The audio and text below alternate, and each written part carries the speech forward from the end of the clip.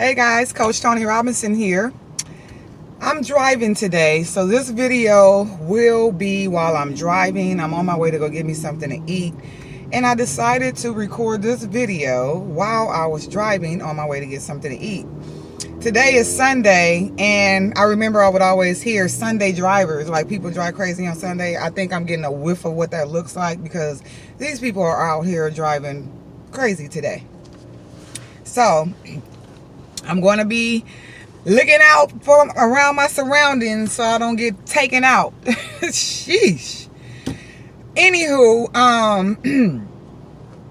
this video had came to mind. Excuse me, I should have got me some water. Lord have mercy. My throat is over here feeling like sandpaper. So bear with me, you guys. Before I get started, I'm Coach Tony Robinson. I'm a certified life coach. I also have a book called Concrete Rose. Let me see if I have a copy with me. Yes, I do. This is my book, Concrete Rose. You can pick it up on Amazon.com. It comes in paperback and Kindle version.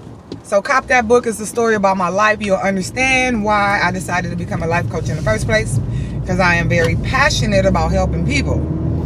So today I want to talk about ignoring red flags in people, and why do people tend to ignore the red flags, especially when it comes to friendships and relationships. So let's start with a relationship.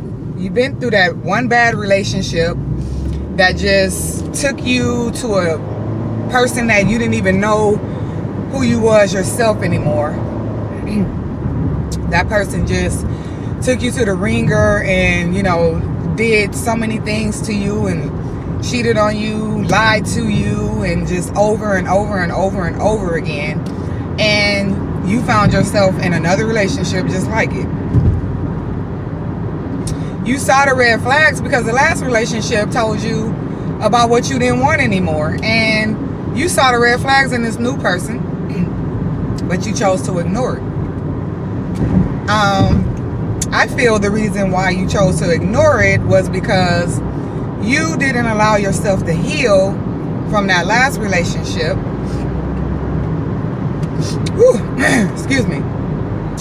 You didn't allow yourself to heal from the last relationship, so you went right back into another relationship and started dealing with the same exact drama.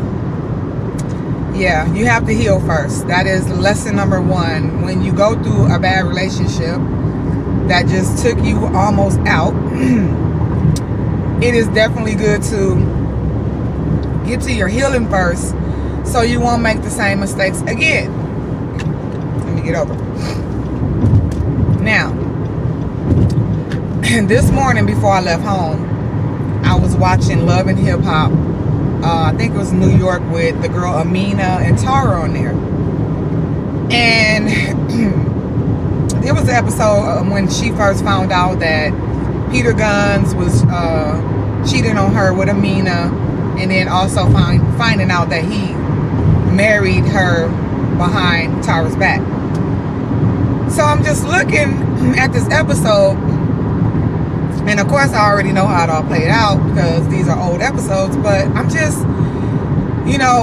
as a life coach, I was trying to wrap my head around why did both of these women allow this man to do that to them over and over again? I mean, he looked Tara right in her face, gave her flowers, and lied to her. And he could have told her about the whole marriage thing and the cheating thing, but he chose to lie. He chose to play her once again. And I'm just like, look at this cat, man. I mean, here it is. This cat is apparently broken to sit up here and want to play both of these beautiful women the way that he did, just for his own selfish desires and needs and wants or whatever. And I'm just like, why are these women keep falling for his crap? And it was only one thing that I came up with that they kept going back for. And it wasn't that he was just this great person and treating them like queens. I mean, for God's sakes, he's lying to these women and playing both of them. So it had to all boil down to one thing. and it was his penis and how he's putting it down in bed. And many women, because I've been there before myself, not knowing any better, you know, caught up in lust and not really knowing what love was. You know, these women keep going back because he's putting it down that great. And if a question was to be asked to both of these women, what is it that you guys see in Peter Gunn, and why do you keep dealing with him lying and cheating and playing the both of you? They wouldn't even be able to answer that question, because they know deep down inside that it was his sex. That's it. That's the only thing that will keep those women going back to this man and out here looking so foolish.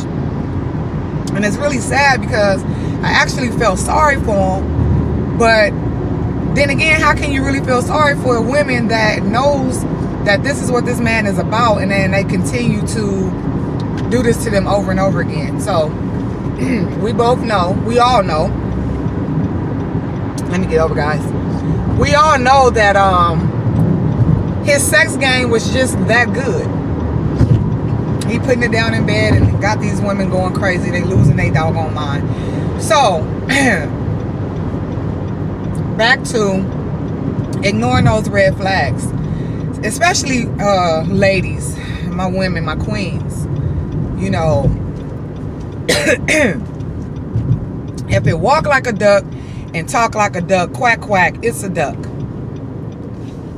You have to trust your gut instincts to really let you know if somebody is full of shit, basically. Because it is a lot of games out here being played and ran on people, because people are out here just broken. People are out here living in trauma and pain. And as the saying goes, hurt people hurt people. Okay? That's just what it is. It can't be put any more simpler than that. Hurt people hurt people. But you have to be smart enough to not get played out here, men and women. You know, the women are no different. Women hurt men too. They use men and take advantage of them and use them for money and dinner dates and drinks and, you know, getting their bills paid, all that stuff. You have to trust your gut, and you have to look at those red flags in the beginning. If she's always looking for you to pay the bill or looking for you to pay a bill, 9 times out of 10 she's using you. If she hasn't offered to spend a dime or offered to pick up lunch this time or dinner this time, she's 9 times out of 10 she's playing you, especially if she have a job and can do so. You know, if a man is being nice to you and treating you all the time, it's nothing wrong with you picking up that tab every now and then to show him that you appreciate his kindness and generosity. I mean, for God's sakes, it's not going to hurt you. You probably take your girlfriend out and treat her, so it's no different than you treating someone that's actually showing you that he cares enough to, you know, pick up that bill, that tab. There's nothing wrong with it. Show a man that you appreciate him if he's definitely showing you. And so, ladies, you know when you're being used for sex. If that's all he want, he never offers to take you anywhere, and he's always what you doing, where you at, and only want to come over at the wee hours of the night, or only want to take you out somewhere at nighttime, you know you being played. You know you being used for sex. Stop opening your legs. Stop allowing him to use you and come and deal with you only when it's convenient for him. You know, come on, that's a red flag right there. That's a clear indication that he only want to use you for sex and at his own convenience when he wants to be bothered with you. So stop allowing it. Have some morals about yourself. Set standards for yourself. Men love women that set standards. Well, let me rephrase that. Men that are looking for a quality woman, he definitely want her to have standards, because he wants to know that, you know, that she's not out here being easy and any man can hook up with her and get what he wants. Like, no man wants that type of woman. No real man. Only those users that need a place to stay and want to go half on the bills. That's what they looking for. And y'all know we got a lot of men out here that's trying to swoon you and get into your good graces because he needs a place to stay. Especially if you live in California, you really need to watch out for that because this rent is high as hell out here, okay? Shoot, men trying to look for women just so they can have a room in and some sex. Know the difference, okay? Please, know the difference so you can stop falling victim to these games out here. Child, please. That's why I'm single. Because, you know, I'm waiting for my king. I'm waiting for the one that value who I am and the quality that I bring to the table. The qualities that I bring to the table. Because I have more than one quality, baby. Set some standards, honey. I'm telling you. I mean, you don't have to set your standards too high. But you damn sure need to set some. And put some in place and draw the line. So anyway, you guys, you know, check out them red flags. You guys, you know the red flags when you see them. Don't ignore them. Many women ignore them. You know, especially a lot of women that's up in age, like they feeling like they're in their 40s or older and they can't find nobody or have not found nobody. So they start lowering their standards and, you know, looking at other possibilities. And, you know, no, take your time. Take your time because there's nothing worse than being in a bad relationship that's unhealthy and now you're stressed out all the time. And you wasn't like that when you were single. So why should you want to be like that in a relationship? It makes no sense. Take your time. You know, stop. Don't feel like just because you about to hit 50 that, oh, I better go ahead and take this guy or that guy. No. Make certain adjustments like height or, you know, body size and stuff like that. You know some women, oh, I like them tall, I like them dark, I like them slim, I like them this way, athletic build and this and that. I can understand if you're making adjustments in that area. That's not called lowering your standards. That's just saying, you know what, he's nice and I don't see that height. I just see a really nice man and you know, I like him.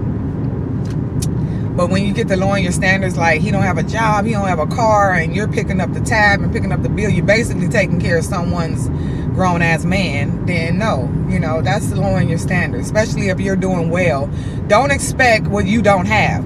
You can't expect a rich man that have it going on, have an amazing career, nice house, nice car, and all that stuff, and then you have no drive, no ambition, you're not doing nothing, you don't even have a car, you Ubering everywhere. You can't be setting no high standards and you not even doing nothing. Like, nah, sit your butt back down and get your priorities straight. Sitting up there talking about you want a man to have all this and have all that, and then you sitting up here ain't even got a job making $12 an hour, which ain't nothing. Can't even live off of that in California, but you get what I'm saying. And men, y'all stop looking at women with these big old butts and titties. I get it, that's nice to look at, I understand, but you have to look further than just her ass and her titties, okay?